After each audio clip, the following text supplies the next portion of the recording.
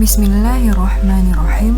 Assalamualaikum warahmatullahi wabarakatuh. Alhamdulillahirabbil alamin.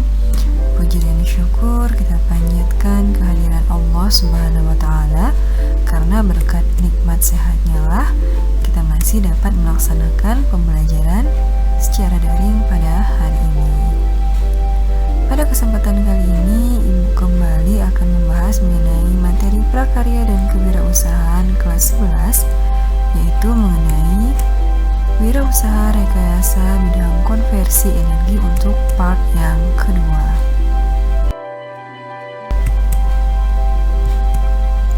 Sistem produksi peralatan konversi energi.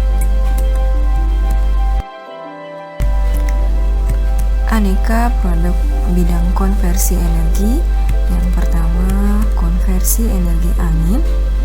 Energi angin digunakan untuk membangkitkan energi listrik dengan bantuan kincir angin untuk menggerakkan generator. Baling-baling yang digunakan untuk mengubah angin menjadi putaran rotor. Kemudian yang kedua adalah konversi energi surya atau matahari. Pembangkit listrik energi surya, biasa disebut dengan fotovoltaik, merupakan teknik mengubah energi sinar matahari menjadi energi listrik melalui sel surya atau solar cell secara langsung tanpa bantuan generator. Sel surya beragam ukurannya. Jika membutuhkan daya output yang lebih besar, sel surya disusun dalam bentuk modul surya.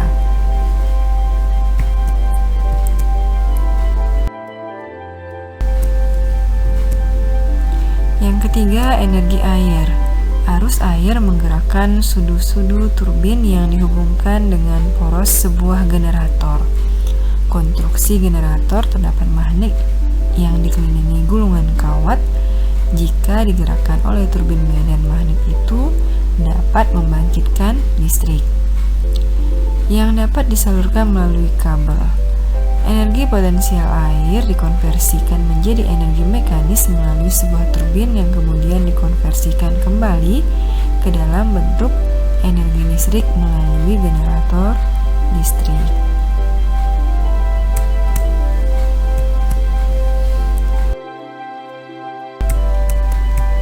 Yang keempat, biogas yang berasal dari kotoran sapi atau kotoran manusia disalurkan pada bak penampung dan melalui lubang pipa kotoran disalurkan ke digester atau pengolah. Kotoran dicampur dengan air, dimasukkan ke dalam tangki pencampur, diaduk hingga merata membentuk lumpur kotoran atau slurry sebelum masuk ke dalam digester untuk menghasilkan gas bio. Endapan lumpur dalam digester disalurkan keluar dan masuk ke dalam tangki atau bak penampung yang berupa lumpur sisa dari proses tersebut.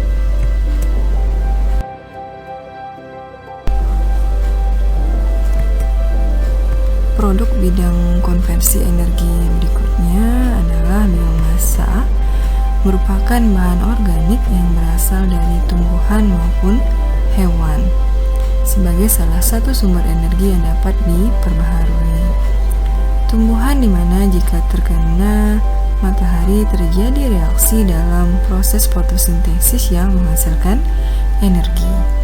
Sampah padat dari pemukiman atau yang diproduksi dari tumbuhan dapat dibakar untuk menghasilkan energi panas, di mana energi panas ini digunakan untuk tenaga uap dan listrik. Yang keenam, energi panas bumi. Energi panas bumi berasal dari inti bumi, dapat dimanfaatkan sebagai sumber energi pembangkit listrik. Panas yang dihasilkan berkesinambungan, oleh sebab itu energi ini dikatakan energi terbarukan. Berikut ini contoh gambar atau contoh foto dari produk bidang konversi energi, yaitu kincir angin dan generator.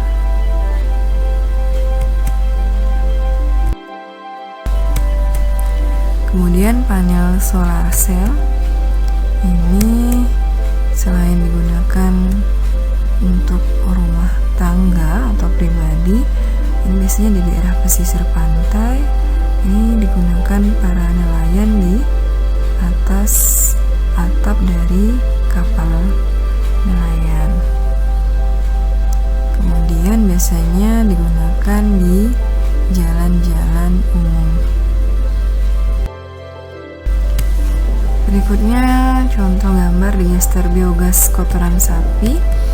Jadi di dalam digester tersebut diisi kotoran sapi, kemudian diolah sedemikian rupa sehingga menghasilkan gas metana yang bisa dialirkan ke rumah tangga.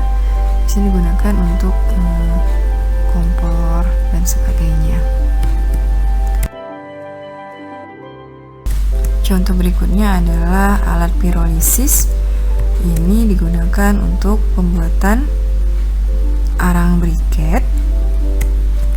Jadi arangnya, bahan-bahan pembuatan arang briket itu dimasukkan ke dalam alat pirolisis ini. Proses pirolisis itu adalah proses pembakaran tanpa oksigen atau karbonisasi untuk memperoleh karbon atau arang. Jadi proses pembakaran itu dilakukan secara tertutup, tidak ada oksigen yang masuk.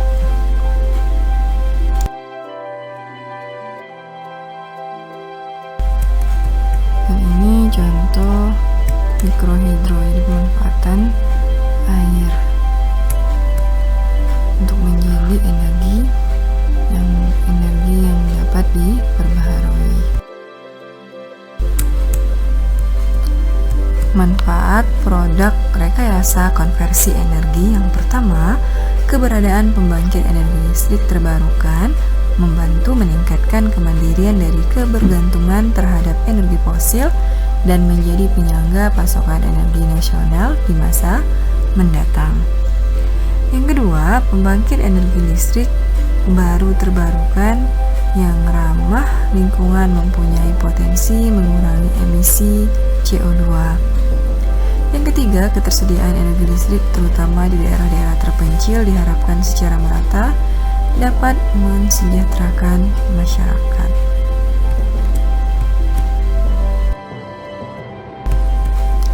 Yang keempat, menyelamatkan lingkungan dan mengatasi berbagai dampak buruk yang ditimbulkan akibat penggunaan bahan bakar fosil.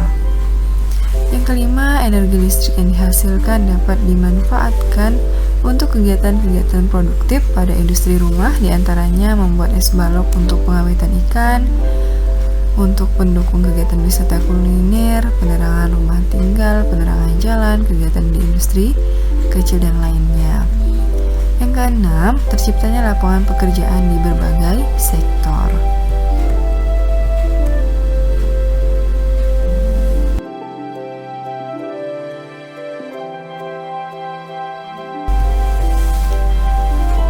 Manfaat briket arang kayu. Yang pertama, menghemat penggunaan kayu sebagai hasil utama dari hutan.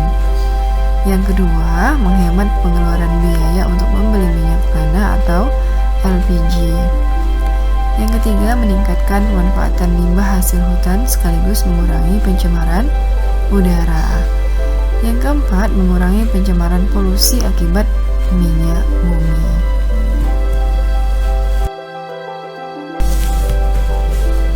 Berikut ini merupakan diagram pembuatan arang briket. Jadi yang pertama-tama kita lakukan adalah menyiapkan bahan arang atau bahan bakunya. Bahan baku pembuatan arang briket misalnya seperti tempurung kelapa, kayu bakar, kulit durian, sekam, dan lain-lainnya. Kemudian setelah bahan siap, langkah selanjutnya adalah pirolisis, proses pirolisis, yaitu proses pembakaran tanpa oksigen atau karbonisasi untuk memperoleh karbon atau arang. Kemudian